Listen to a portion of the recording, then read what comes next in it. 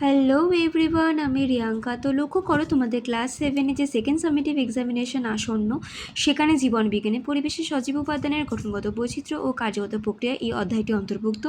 এবং লক্ষ্য করে দেখবে যে এই লেসনটা কিন্তু মূল, কাণ্ড, পাতা, ফুল, ফল, বীজ, তারপরেতে পরাগ মিলন, তারপরে ব্যাপন, অভিশ্রবণ, এই সমস্ত বেশ কিছু সাবপার্টে ভাগ করা আছে, যার মধ্যে কিন্তু আমি অলরেডি মূল আর কাণ্ডর উপর যা যা প্রশ্ন পরীক্ষার জন্য গুরুত্বপূর্ণ প্রত্যেক কটা নিয়ে কিন্তু আমি অলরেডি ভিডিও দিয়ে দিয়েছি। তো যারা দেখে আসেনি তারা চটপট গিয়ে ভিডিওটা ভিউ করে আসো।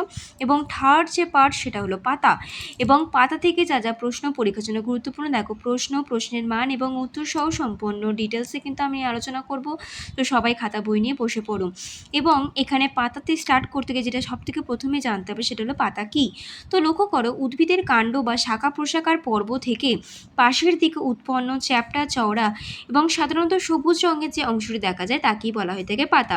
এবং এই পাতার জায়গাতেই যে ইম্পর্টেন্ট জিনিস সেটা হলো, দেখো পাতার রং সাধারণত সবুজ হয় কেন, এরকম প্রশ্ন আসতে পারে। তো তার জন্য এই অ্যান্সারটা করে দিয়েছি। তো দেখো, পাতা সাধারণত সবুজ হয় কারণ এতে ক্লোরোফিল নামক সবুজ কণা থাকে, যা উদ্ভিদের খাদ্য তৈরিতে সাহায্য করে। এবার মূল কাণ্ড যখন বুঝেছিলাম, লক্ষ্য করবে সেখানে কিন্তু মূল কাণ্ডর ছবি এঁকে প্রত্যেক কটা অংশ কিন্তু আমি শিখেছিলাম সেমভাবে পরীক্ষায় আসার জন্য। পাতার ছবি এঁকে কিন্তু প্রত্যেক কটা অংশ এভাবে চিহ্নিতকরণ কিন্তু পরীক্ষার সময় আসতে পারে। তো লক্ষ্য করো এভাবে করতে হয়। তো এইভাবে দেখো, এখানে একটা আমি আদর্শ পাতার একটা ছবি এঁকেছি, এবং এই পাতার যে প্রধান অংশ তার মধ্যে কিন্তু অন্তর্গত হয় পত্রফলক, পত্রবৃন্ত আর পত্রমূল। তো কোনটা কি সেটা একটু ডিটেলসে আগে বুঝিয়ে দিই। এটা সম্পূর্ণ পাতা, আগে নিচ থেকে স্টার্ট করি। দেখো, ঠিক পাতার যে অংশ থেকে পাতাটা উৎপন্ন হচ্ছে সেই জায়গাটায় কিন্তু কি বলা হয়, পত্রমূল। ঠিক আছে, দেখো পাতার পাশে এরকম দু ধরনের কাঁটার মতন রয়েছে। এই যে কাঁটার মতন ছোটো ছোটো পাতাগুলো থাকে এগুলোকে কিন্তু বলা হয় কি, উপপত্র। ওকে, আচ্ছা, কাক্ষিক মুকুল কি আমি অলরেডি যখন কাণ্ড পড়েছিলাম তখন কিন্তু লক্ষ্য করেছিলে, এই যে কক্ষ থেকে যে মুকুল নির্গত হয় সেটাকেই কিন্তু আমরা কাক্ষিক মুকুল বলছি। এরপর কাণ্ডর গা থেকে যে বৃন্তটা বা যে বোটাটা পাতাটাকে ধরে আছে সেইটাকে কি বলা হচ্ছে, পত্রবৃন্ত। বলতে পারছি। নেক্সট দেখো, পাতা স্টার্ট হলো, পাতার ঠিক মাঝ বরাবর যে শিরাটা মোটা দেখে সেটাকেই কিন্তু কি বলা হয়, মধ্যশিরা। মধ্যশিরা থেকে যে শিরাগুলো বেরিয়েছে সেগুলোকে বলা হয় শিরা, এবং শিরা থেকে যে সমস্ত দেখো সাব পার্ট ছোটো ছোটো যে শিরাগুলো বেরিয়েছে সেগুলোকে কিন্তু কি বলা হয়, উপশিরা। বলতে পারলাম মধ্যশিরা, সেখান থেকে বেরোয় শিরা, সেখান থেকে উপশিরা। নেক্সট দেখো, পাতার ধারের যে ভাঁজগুলো এগুলোকে কিন্তু কি বলা হয়, পত্র কিনারা। এরপর কি, এই যে পত্রবৃন্তর পরে এই যে সম্পূর্ণ যে অংশটা, এই পুরো অংশটাকে কিন্তু কি বলা হয়, পত্রফলক। মানে পাতার এই চ্যাপ্টা অংশটাকে কিন্তু পত্রফলক বলা হয়। আর পাতার একদম অগ্রভাগের যে শীর্ষটা, এই অগ্রভাগটাকে কিন্তু কি বলা হচ্ছে, পত্রশীর্ষ। বলতে পারলাম। এই কিন্তু আদর্শ পাতার যদি বিভিন্ন অংশ যদি কখনো পরীক্ষা আঁকতে দেয় তখন এই ছবিটা কিন্তু খাতার মাঝখান বরাবর করে আঁকবে, পেন্সিল দিয়ে আঁকবে অতি অবশ্যই। আমি এখানে বোঝানোর সুবিধার্থে আমি পেন দিয়ে এঁকেছি। মাঝখানে আঁকবে, এঁকে প্রত্যেক কটা পয়েন্টিং যেভাবে একদিক, যে কোনো একটা নির্দিষ্ট দিকেই কিন্তু সবসময় পয়েন্টিং করার চেষ্টা করবে। তো আমি যেমন ডান হাত দিয়ে লিখি, তো আমার ডান দিকে পয়েন্টেড করতে সুবিধা, তো আমি ডান দিকে করেছি। যারা ধরো লেফট হ্যান্ডেড তারা তাহলে সম্পূর্ণ ছবিটা মাঝখানে এঁকে সেই পয়েন্টিংগুলো কিন্তু বাঁ দিক করে করবে। বুঝতে পারছি, করে অতি অবশ্যই কিন্তু নিচে লিখে দেবে একটি আদর্শ পাতার চিত্র। বুঝতে পারছি। পরীক্ষার সময় ধরো অনেক সময় ছবি এঁকে নির্দিষ্ট করে কিছু দুটো বা তিনটে অংশ বলে দেয়, এগুলো চিহ্নিত করো। তখন যে তিনটে বা দুটো চিহ্নিত করতে পারে শুধু সেইগুলোকে চিহ্নিত করবে, বাদ বাকি কিছু আর লিখতে হবে না। বুঝতে পারছি। আবার অনেক সময় দেখা যায় পাতার ছবি এঁকে যে কোনো তিনটি বা যে কোনো চারটি অংশকে চিহ্নিতকরণ করো, তখন এগুলোর মধ্যে যে কোনো চারটে তুমি করতে পারো। বুঝতে পারলাম। এরপর দেখো, আদর্শ পাতার যে প্রধান অংশগুলো আমি বোঝালাম সেগুলো কি এবং সেগুলোর কাজ কি আমি সেটা নিয়ে আলোচনা করছি। দেখো, লক্ষ্য করো, পত্রমূল মানে দেখো ঠিক যেখান থেকে এই যে এই অংশটা, দেখো পাতার যে গঠনটি পত্রবৃন্তকে কাণ্ডের পর্বের সঙ্গে যুক্ত করে তাকে বলা হয় পত্রমূল বা লিফ বেস। এর কি কাজ, পাতাটিকে কাণ্ড বা শাখার সাথে শক্তভাবে আটকে রাখা এবং ঝড় বাতাসে যাতে পাতা ঝরে না পড়ে তা নিশ্চিত করাই কিন্তু হলো এর প্রধান কাজ। নেক্সট দেখো, পত্রবৃন্ত। পত্রমূল থেকে শুরু করে পাতার চ্যাপ্টা সবুজ অংশ পর্যন্ত বিস্তৃত যে সরু ডাঁটার মতো অংশটি থাকে তাকে বলা হয় কি পত্রবৃন্ত। এটার কাজ কি কি দেখো, এবার সাবপার্টে ভেঙে দিয়েছি তো তোমাদের লিখতে সুবিধা হয়।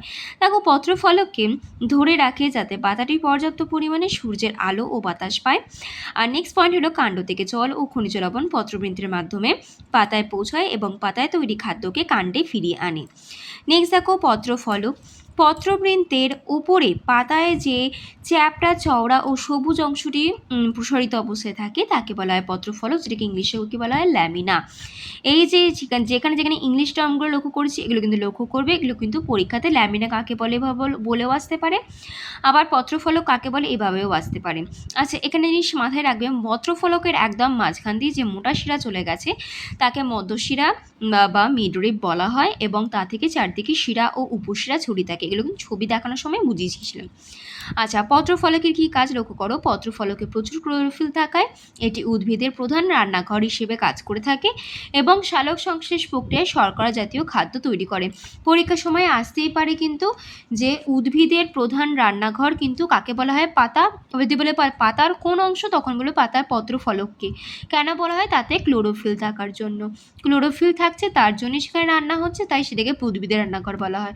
পদে পাচ্ছি প্রশ্ন এবং প্রশ্ন উত্তর কীভাবে লিখবে সমস্ত কিছু ডিটেলসে আলোচনা করে সবাই কিন্তু খাতায় নোট ডাউন করে নেবে। পত্রফলকে যে আরও দুটো কাজ লক্ষ্য করো। পত্রফলকের উপরিভাগে ও নিচে ছোট ছোট ছিদ্র বা পত্ররন্ধ্র থাকে যা দিয়ে গাছ বাতাস থেকে কার্বন ডাই অক্সাইড গ্যাস গ্রহণ করে এবং অক্সিজেন গ্যাস ত্যাগ করে থাকে। এখানে আসতে পারে পত্রফলকের মধ্য দিয়ে যে গ্যাসীয় আদান প্রদান করে থাকে তা কিসের মাধ্যমে? তা কিন্তু কিসের মাধ্যমে হয়? আমার পত্ররন্ধ্রের মাধ্যমে। এগুলো কিন্তু মাথায় রাখবে, ছোটো ছোটো প্রশ্ন হিসেবে আসতে পারে 1 নম্বরে। আচ্ছা, নেক্সট দেখো, পত্রফলকে উপস্থিত এই পত্ররন্ধ্রের মাধ্যমেই গাছ তার শরীরের অতিরিক্ত জলকে বাষ্প আকারে বাতাসে বের করে দেয়, একে কিন্তু বাষ্পমোচন বলা হয়। পরীক্ষা আসতে পারে বাষ্পমোচন কাকে বলে, তখনও কিন্তু এভাবে বলতে হবে। নেক্সট দেখো উপপত্র। দেখো কোনো গাছের পত্রমূলের দুই পাশে ছোট সবুজ পাতার মতো অংশ বের হয়ে থাকে, একে উপপত্র, যেটাকে ইংলিশে স্টিপল বলা হয়ে থাকে। এটা কোন কোন গাছে দেখা যায় দেখো, যেমন জবা, মটর, গোলাপ ইত্যাদি গাছের পাতায় উপপত্র লক্ষ্য করা যায়। লক্ষ্য করে দেখো ছবিতে উপপত্র বলতে কিন্তু আমি কোন অংশটাকে বুঝলাম, এই যে নিচের দিকে অংশটা রয়েছে সেটা। আচ্ছা, এবার উপপত্রে কী কী কাজ সেটা একটু জেনে নেওয়া খুবই গুরুত্বপূর্ণ। উপপত্রের প্রধান কাজ হলো কচি অবস্থায় কুড়ি বা মুকুলকে রোদ, ঝড়, বৃষ্টি বা পোকামাকড়ের হাত থেকে ঢেকে রাখা। উপপত্রগুলি সবুজ বর্ণের হওয়ায় তা খাদ্য তৈরি করতে পারে সালোক সংশ্লেষ পদ্ধতিতে। আর কিছু কিছু গাছ যেমন বাবলা জাতীয় গাছে কিন্তু এই উপপত্রে কিন্তু শক্ত কাঁটায় রূপান্তরিত হয়ে কিন্তু পোকামাকড়ের হাত থেকে রক্ষা করে থাকে। এই ধরনের কাজগুলো কিন্তু অতি অবশ্যই কিন্তু লক্ষ্য করবে। নেক্সট লক্ষ্য করো, পত্রফলকের কিনারার ভিত্তিতে পাতাকে কয় ভাগে ভাগ করা হয় ও কী কী।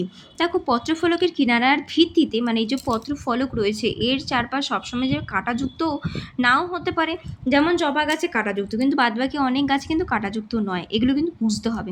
দেখো পত্রফলকের এই কিনারার ওপর ভিত্তি করে কিন্তু পাতাকে মূলত দুটো ভাগে ভাগ করা হচ্ছে।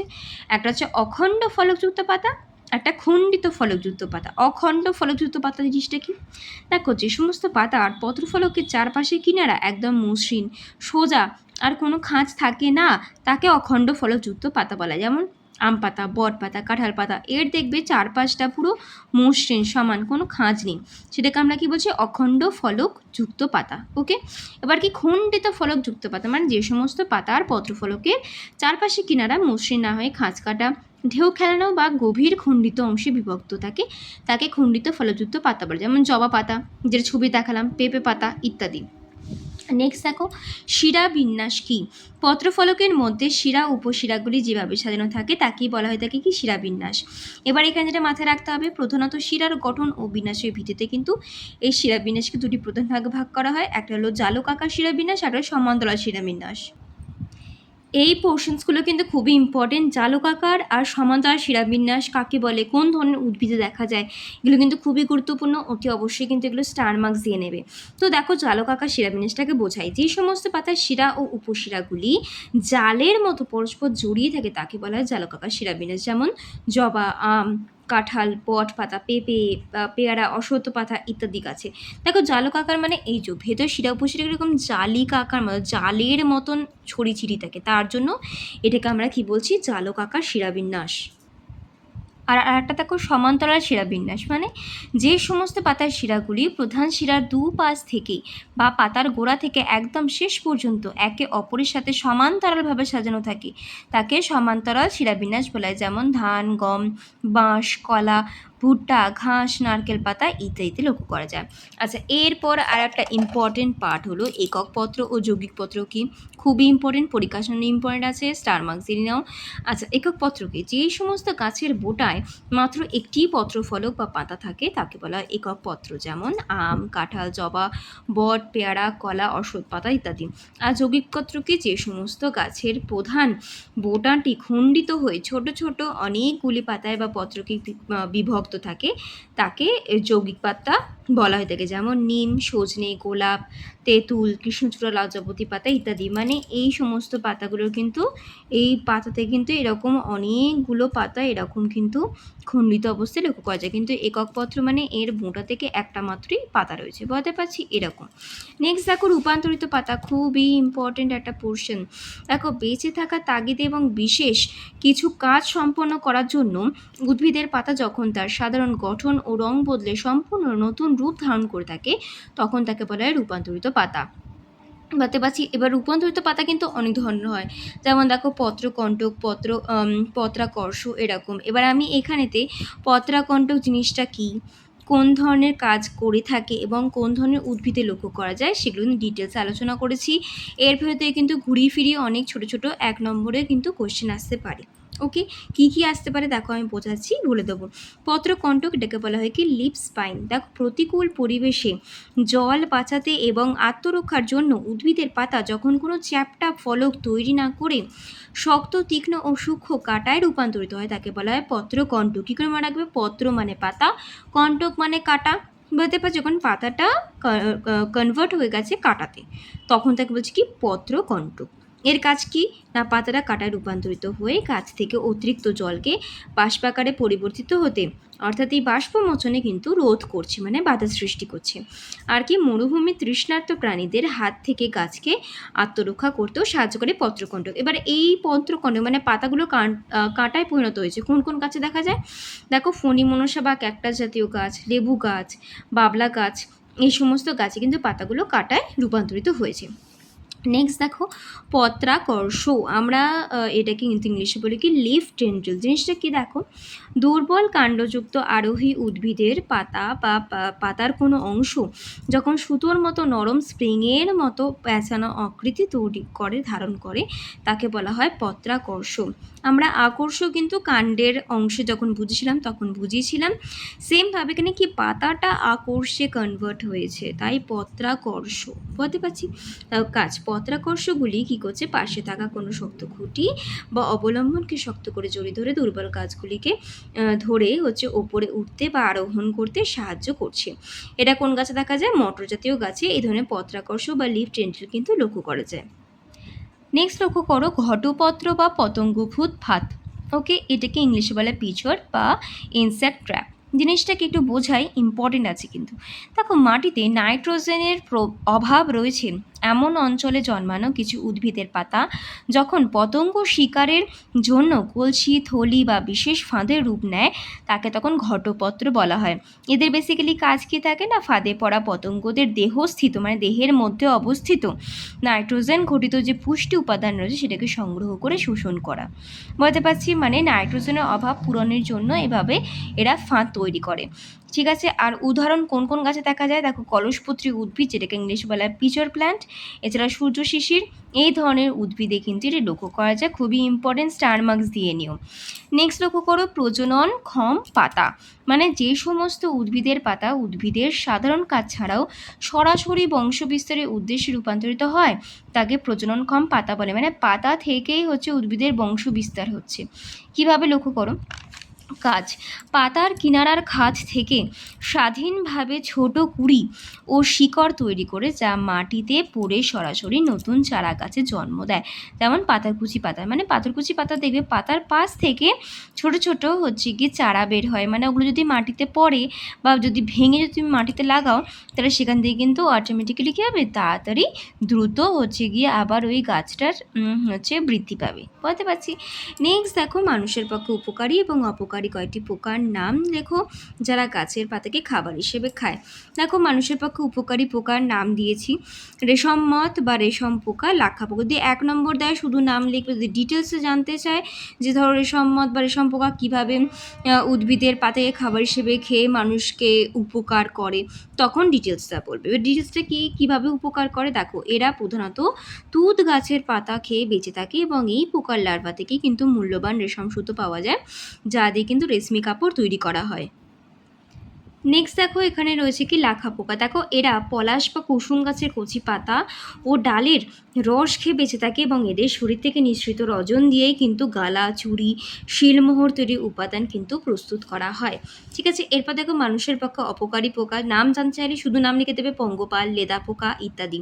কিভাবে অপকার করছে মানুষের তখন ডিটেলস। যেমন দেখো পঙ্গপাল এরা কী করে, ঝাঁকে এসে ফসলের ক্ষেতের সবুজ অংশ, পাতার সমস্ত কিছু খেয়ে নষ্ট করে দেয়। লেদা পোকা দেখো এরা ধান, বাঁধাকপি, ফুলকপি ইত্যাদি পাতা খেয়ে গাছকে নষ্ট করে ফেলে। নেক্সট কোশ্চেন দেখো খুবই ইম্পর্টেন্ট, কি না হচ্ছে কোন কোন গাছের পাতার রস বা নির্যাস মানুষেরা ওষুধ হিসেবে ব্যবহার করে থাকে। খুবই ইম্পর্টেন্ট প্রশ্ন।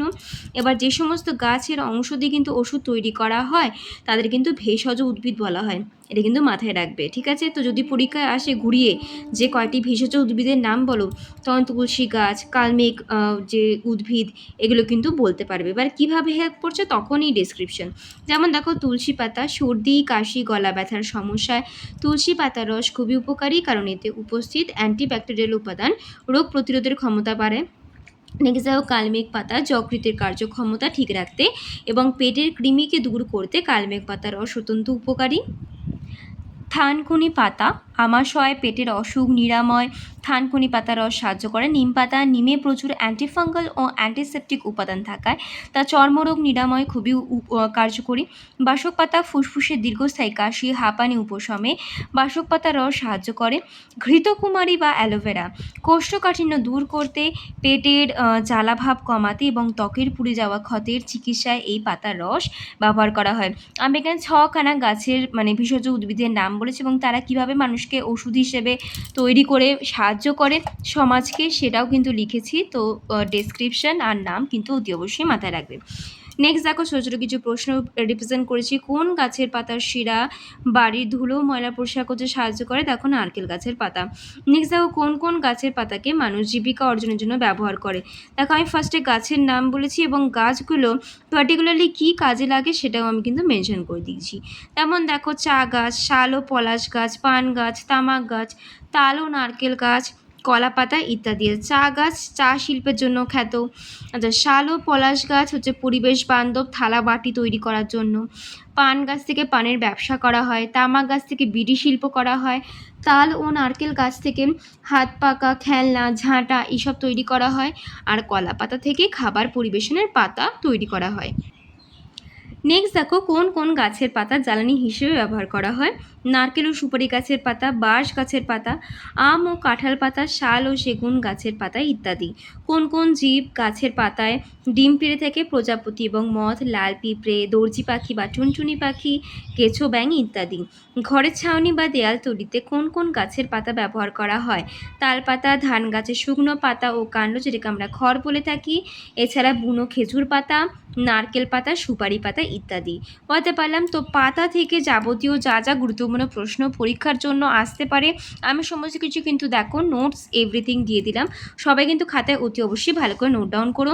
এরপর নেক্সট দেখো পাতার পরে যে নেক্সট পার্ট রয়েছে ফুল। দেখো ফুল থেকেও কিন্তু আমি বিভিন্ন কিছু কিন্তু আমি দেখো তৈরি করে ফেলেছি। প্রশ্ন আমার রেডি। তো সমস্ত কিছু আপডেট কিন্তু তাড়াতাড়ি পেয়ে যাওয়ার জন্য তোমরা চটপট আমাকে কিন্তু সাবস্ক্রাইব করে নাও যাতে নেক্সট ভিডিও তাড়াতাড়ি পেতে পারো। এরপরে যদি ভিডিও ভালো লেগে থাকে আমাকে অতি অবশ্যই লাইক করো। আর কারো কোনো ডাউট লেগে থাকলে আমাকে অতি অবশ্যই কমেন্ট সেকশনে জানিও। আমি তোমাদের কিন্তু সমস্ত ডাউট ক্লিয়ার করার চেষ্টা করব। তো এইভাবে পাশে থাকার জন্য সবাইকে খুব খুব ভালোবাসা।